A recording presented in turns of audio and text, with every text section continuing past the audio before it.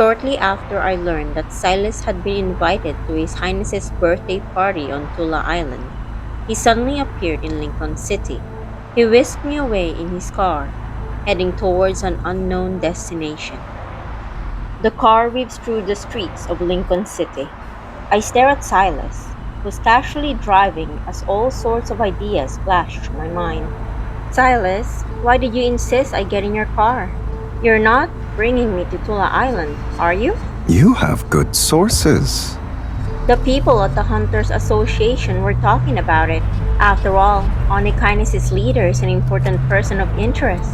Silas glances at me. Aren't I classified as top secret in your association's files?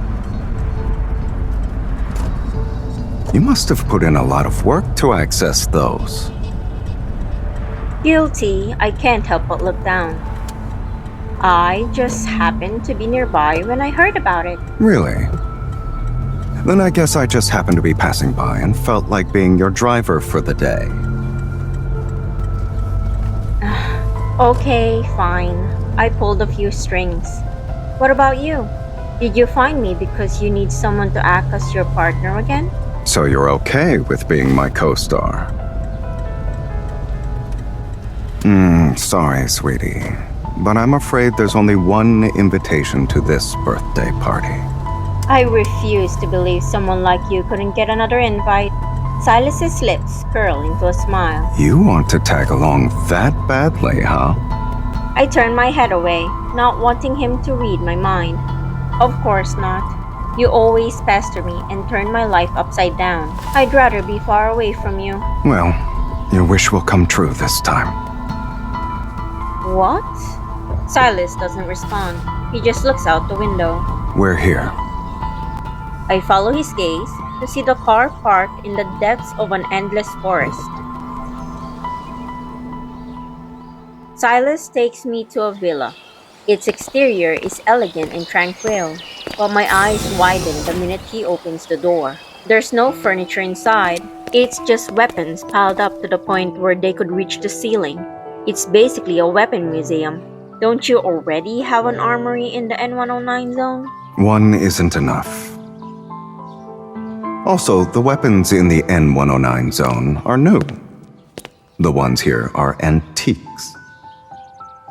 Aren't you afraid people will discover a large stash of weapons on Lincoln's outskirts?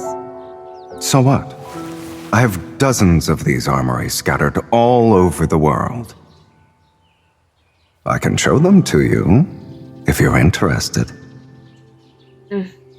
I stare at Silas's calm expression and try to hide my shock. You do realize you sound like a complete lunatic sometimes, right? But you're already used to it. I'm only pretending. I follow Silas to a gigantic safe. He opens it to reveal a huge cache of firearms. He rummages through them as if he's picking out fresh fruit. So, is His Highness's birthday party the reason you drove here? Yeah. I'm trying to pick out a gift for him. Are you sure it's just that? Silas raises an eyebrow and looks at me. The birthday party isn't the only thing you heard about? On the dark web, people say His Highness acquired many arms manufacturers. He's your business rival. I'm shocked you'd surf the dark web for such trivial matters. But it's not trivial. Silas takes out a gun and weighs it in his hand. Why wouldn't I know something that's already on the dark web? Then how come you still plan to attend? The shipping route near Tula Island is very important to me. Silas heads deeper into the villa, bends down and takes out an empty magazine and box of bullets from a wooden crate. Anxious, I walk toward him. You should at least bring a couple of people with you, just in case. Silas turns around and regards me with a faint smile. But then no one would pester you anymore, right? He lowers his head, mirth lingering in his red gaze. Or are you worried about me? I just don't want you getting into trouble. Sylus chuckles. He sits down next to the crate and starts loading bullets into the magazine. Why don't we make a bet? If I come back safe and sound, I'll disappear from your life. I won't pester you ever again. And if I don't return, well, no one will pester you again either way. How does that sound? Sylus finishes loading the last bullet and looks up at me. You brought me all the way to this villa just to tell me that? This could be our last conversation, Miss Hunter.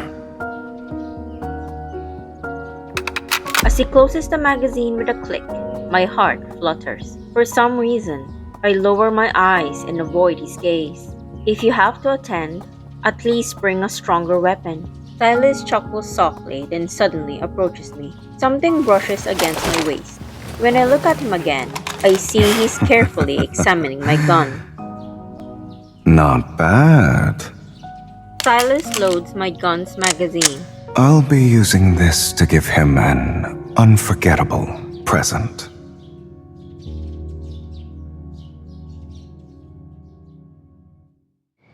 A few days later, as I'm getting ready for bed, there's breaking news on the TV. Breaking news. An explosion has occurred on Tula Island. The cause is still unknown. Rescue teams are expected to arrive in 1 hour. Tula Island? Sylus.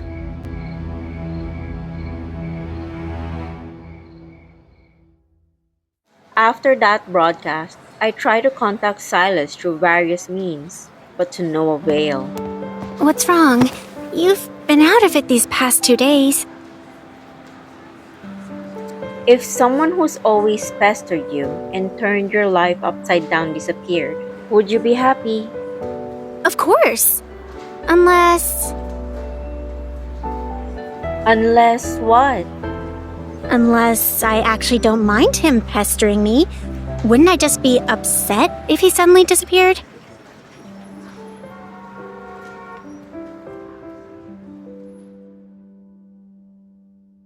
Tara's words kept swirling in my mind. After getting off work, I walk to the intersection and wait at the traffic light. Suddenly, a familiar figure appears across the street. I pick up my phone and hear that familiar, calm voice. You won. Sylus. The light turns green. Before I realized it, I'm already moving. I walk faster and faster through the crowd, finally breaking into a sprint to reach him. According to the conditions set by our bet, we shouldn't be meeting again. Sylus stands before me, looking exhausted and with his worn clothes. Are you hurt? I guess you'll be the one breaking our agreement. Seeing him on the phone with such a nonchalant expression, I remember how worried and scared I had been the past few days. I'm annoyed and frustrated. I yank down his hand that's holding the phone. You have the audacity to use a phone when you're right in front of me. But you couldn't even call me back or text me these past few days? He remains expressionless as he observes my outburst. I'm someone who honors a bet. I said I'd disappear completely, so I have to tie up loose ends. That bet was a joke. I never even agreed to it. Sylus's gaze suddenly becomes more serious. A joke? I'll take your word for it. You're not allowed to make those kinds of bets again in the future. And you're not allowed to disappear again either. I trail off as I lower my gaze. Suddenly, a deep chuckle resounds in my ears.